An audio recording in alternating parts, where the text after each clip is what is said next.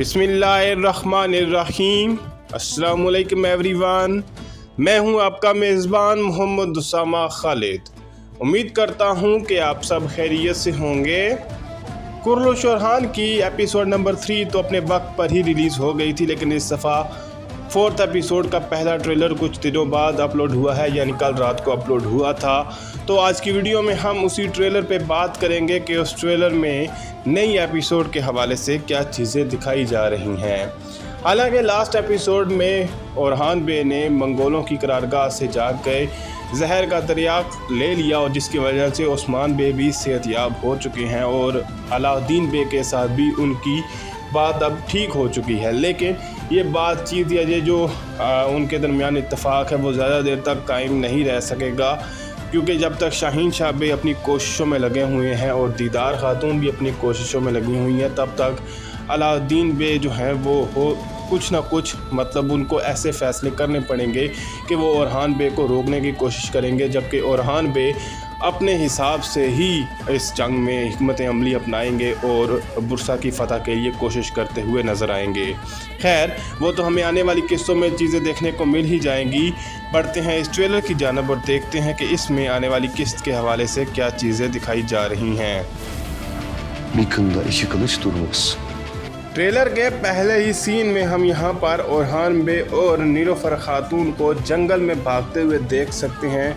तो हो सकता है यहाँ पर उन पर किसी तरह से घात लगाकर हमला किया गया हो, या इसी तरह का कोई सिनेरियो हो जिसकी वजह से वो यहाँ पर भागते हुए नज़र आ रहे हैं। तो यहाँ पर ओरहान बे ये बात बोल रहे हैं कि एक ही म्यान में दो तलवारें नहीं रह सकती।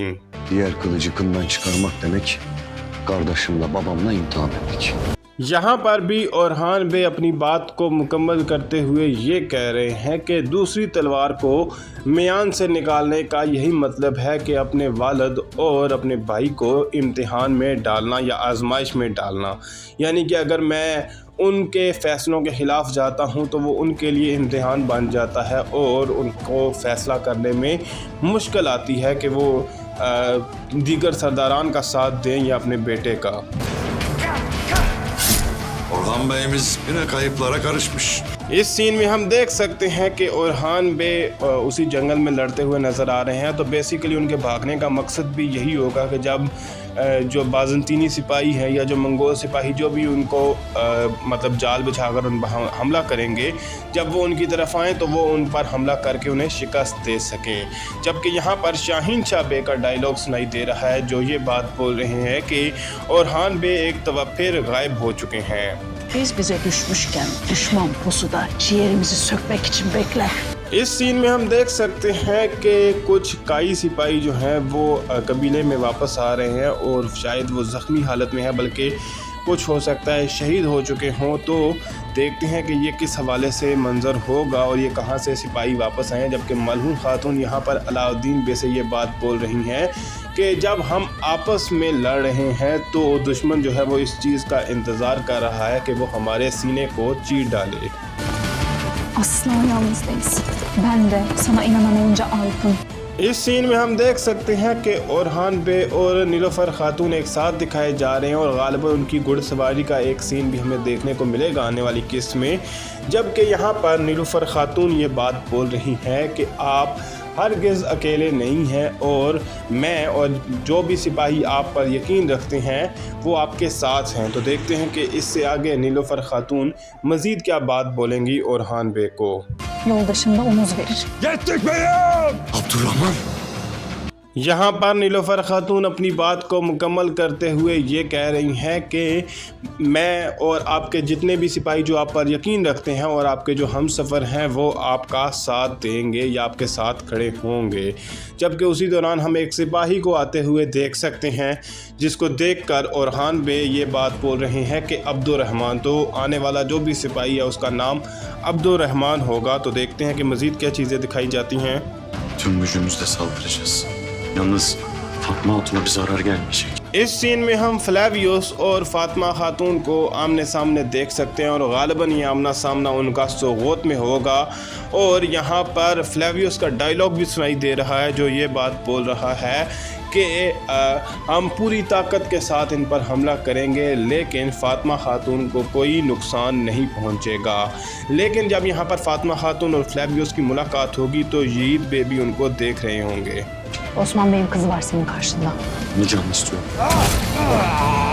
फ्लेवियस की बात सुनकर या फ्लेवियस को सामने देखकर फ़ातिमा खातून ये बात बोल रही हैं कि ओस्मान बे की बेटी फ़ातिमा खातून हैं आपके सामने, जबकि फ्लेवियस यहाँ पर ये बात बोल रहा है कि मैं उसे ज़िंदा देखना चाहता हूँ, यानी कि जब हम हमला करेंगे तो फ़ातिमा खातून को कोई नुकसान नहीं पहुँचाएगा, जबकि मैं उनको ज़िंदा हासिल करना चाहता हूँ।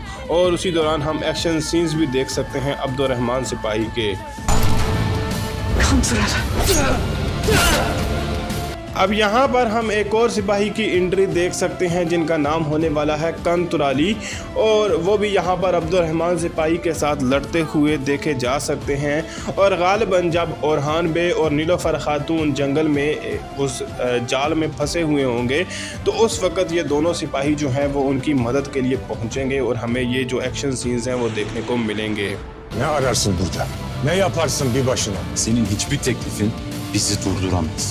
इन सीन्स में हम अब्दुर्रहमान सिपाही और कंतुराली दोनों को ही देख सकते हैं, और इन दोनों को हम ऑलरेडी कुदुस फातिही सलाहुद्दीन अय्यूबी वाली सीरीज़ में देख चुके हैं। जबकि यहाँ पर अब्दुर्रहमान ये बात बोल रहा है कि आप यहाँ पर क्या कर रहे हैं और यहाँ पर अकेले ही क्या करने की कोशिश कर रहे हैं। जबकि यहाँ पर फ्लेवियस का डायलॉग सुनाई दे रहा है जो ये बात बोल रहा है कि आपकी कोई भी पेशकश हमें नहीं रोक सकती। Sizi değil, kardeşime Şahinşah Bey'i durduracağım. Bugün değil Nilüfer. Flavius की बात का जवाब देते हुए ओरहान बे ये बात बोल रहे हैं कि मेरी पेशकश तुम लोगों को नहीं बल्कि मेरे भाई और शाहीन शाह बे को रोकेगी। और देखते हैं कि यहाँ पर ओरहान बे क्या पेशकश लेके गए होंगे फ्लेवियस और तैमूर ताश के पास। जबकि यहाँ पर ओरहान बे ये बात बोल रहे हैं कि नीलोफर खातून आज नहीं। तो देखते हैं कि वो यहाँ पर किस हवाले से बात कर रहे हैं। Daha yaşayacak kocaman bir hayatımız var. Alacak bir bursamız, görecek torunlarımız var. Trailer के लास्ट सीन में ओरहान बे अपनी बात को मुकम्मल करते हुए ये कह रहे हैं कि नीलोफर खातून हम आज नहीं मरेंगे बल्कि हमें एक लंबी ज़िंदगी जीनी है, हमें अपने पोते पोतियों को देखना है और एक बुरसा शहर है जिसको हमने फ़तह करना है। तो ज़ाहिर सी बात है बुरसा के बाद भी उनकी फतूहात रुकेगी नहीं बल्कि इज़्निक और इज़्मत तक भी उनकी फ़तह जो है वो हमें दिखाई जाएंगी, और उसके साथ साथ कारासी जो इलाका है उसको भी वो फ़तह करते हुए या उसको भी अपनी सल्तनत में शामिल करते हुए दिखाए जाएंगे। तो देखते हैं कि हमें आने वाली किस्त में मज़ीद क्या चीज़ें दिखाई जाती हैं। फ़िल वक़्त के लिए इतना ही। अगर आपको वीडियो पसंद आई तो वीडियो को लाइक लाजमी करिएगा। मिलते हैं बहुत जल्द नई वीडियोज़ के साथ, नई अपडेट्स के साथ। तब तक के लिए इजाज़त दीजिए। अल्लाह हाफिज़।